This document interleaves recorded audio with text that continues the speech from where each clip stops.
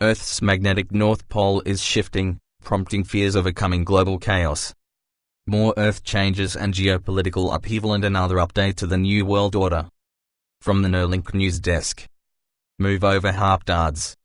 You will not see this earthquake prediction or news from Doomsday Dutchie's magic 3D earthquake crystal ball first.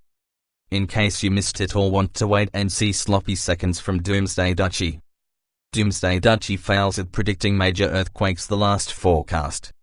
He is too busy stroking his ego with dormant volcanoes erupting in the Mojave Desert to follow up his previous failed major earthquake predictions for California. Let's get to the science of things. The Earth's north magnetic pole has been moving from its old location in northern Canada towards Siberia.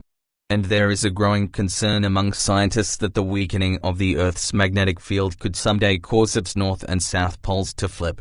And that could lead to global chaos. The Earth's magnetic north has been moving ever since it was first discovered in 1831. It's driven by molten iron moving deep beneath the Earth's crust.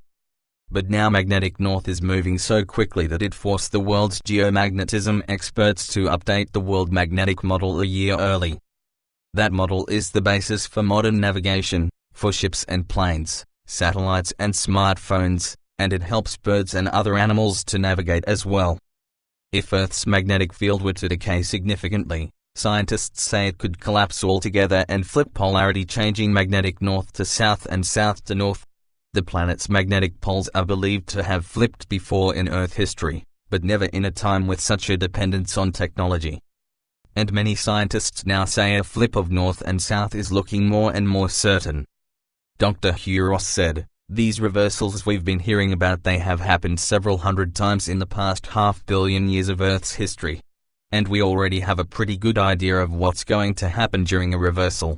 It'll be similar to what happened in 1859 when we got hit by a big solar flare." The solar flare that hit in 1859 is known as the Carrington event. It was a powerful geomagnetic storm caused by a solar coronal mass ejection, or CME, that hit Earth's magnetosphere and caused one of the largest geomagnetic storms on record on September 1st and 2nd, 1859. A solar storm of the same magnitude occurring today would cause widespread electrical disruptions, blackouts, and damage to the world's electrical grids. It would probably knock out several of our GPS satellites, Ross said. And it would definitely knock out communications. The biggest consequence is the damage it would do to our electric power grids. Dr. Ross warned that since we know this is going to happen in the near future, the world's governments should prepare now by hardening their electrical grids. He believes billions of dollars need to be invested now to prevent the coming disaster. That's a whole lot less than experiencing a shutdown of electric power grids for months or years, he said. I am never. No. Patriot Broadcasting and Liberty Tree Radio Field Reporter. Number 8510. God bless the Republic. Death to the New World Order. We are on the march. The Empire is on the run. We shall prevail.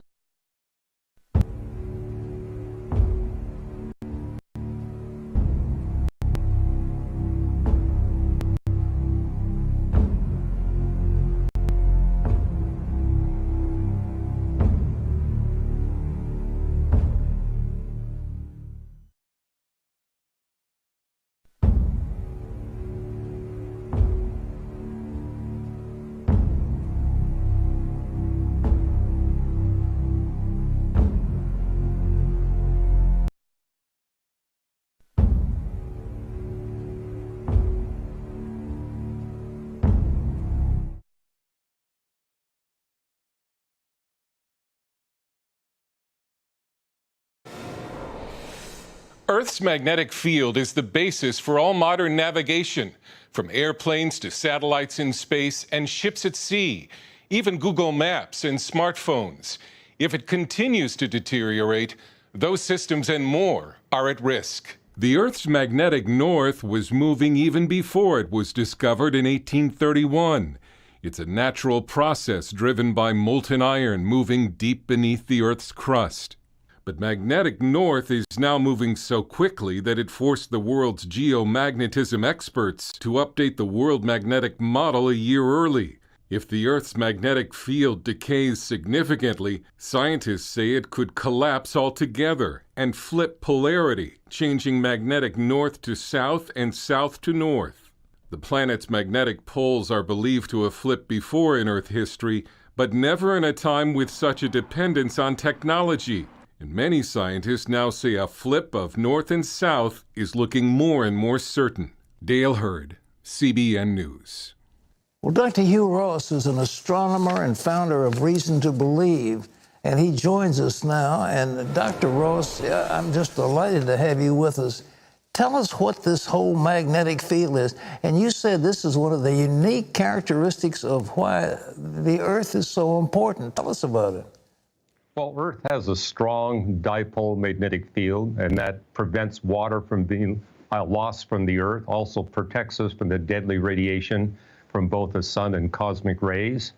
And these reversals that we've been hearing about, they've happened several hundred times in the past half-billion years of Earth's history. And we already have a pretty good idea what's going to happen during reversal. It'll be similar to what happened in 1859 when we got hit by a big solar flare. I mean, the magnetic field weakens, but there's a paper published by a Harvard astronomer just a couple of weeks ago making the point that as long as these reversals are short-lived, it does no damage to life on Earth or to our water loss.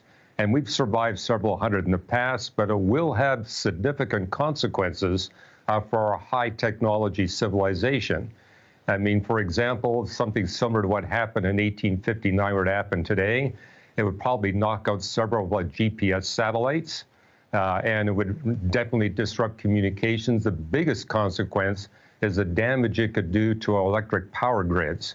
And so I think it would be wise, in view of the fact that we know this is going to happen in the relatively near future, to take steps to protect the world's power grids. That will cost a few $1 billion, but that's a whole lot less than experiencing a shutdown of our electric power grids for months or years.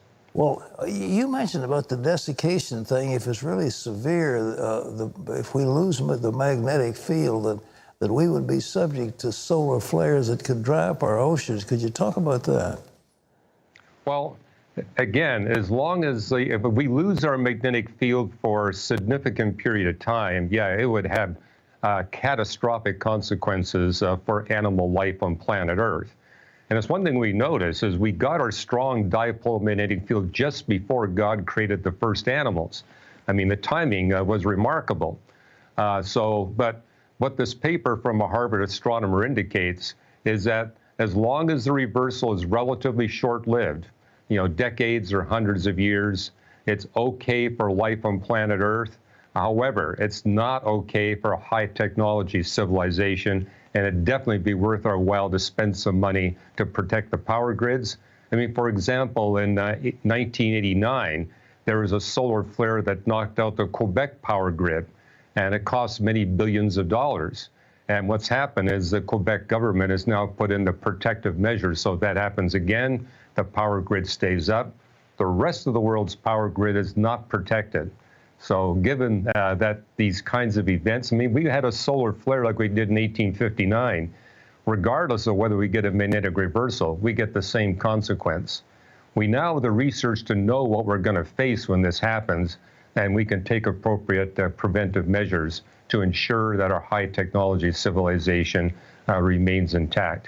You said that the cost would be a few $1 billion, but the consequences of knocking out a power grid would be in the trillions of dollars, wouldn't it? Is Congress doing anything about this?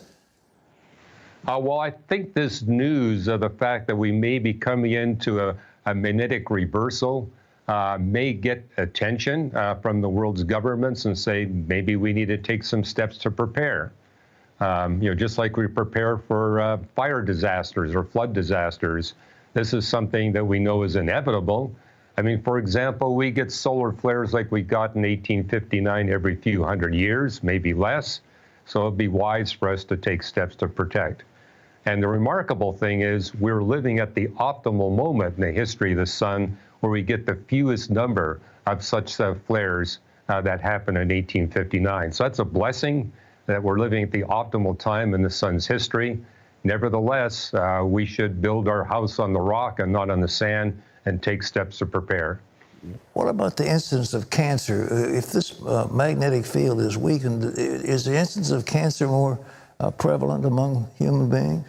Well, during a magnetic reversal, the magnetic field of the Earth could decline to 40% of its present value. The worst case scenario is 5%. In either case, given how brief these events are, it's not going to significantly impact our health.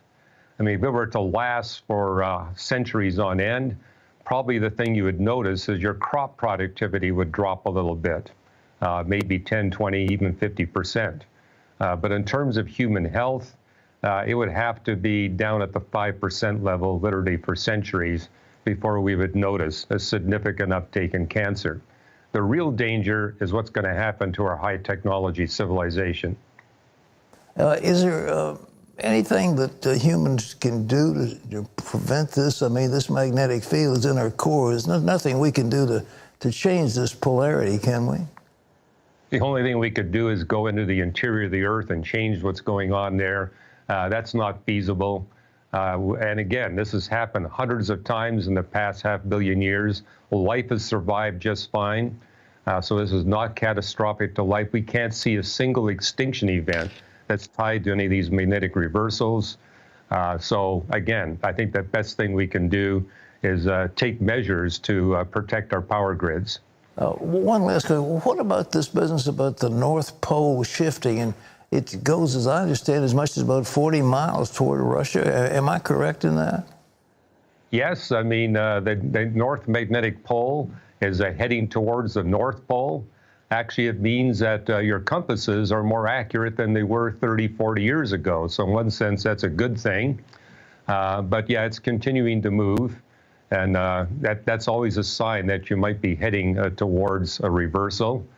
And anybody who's interested in this, I've actually written a detailed article on this coming reversal in my blog called Today's New Reason to Believe. You can get that at reasons.org. Thank you, Dr. Ross. Appreciate so much you being with us. You're very welcome.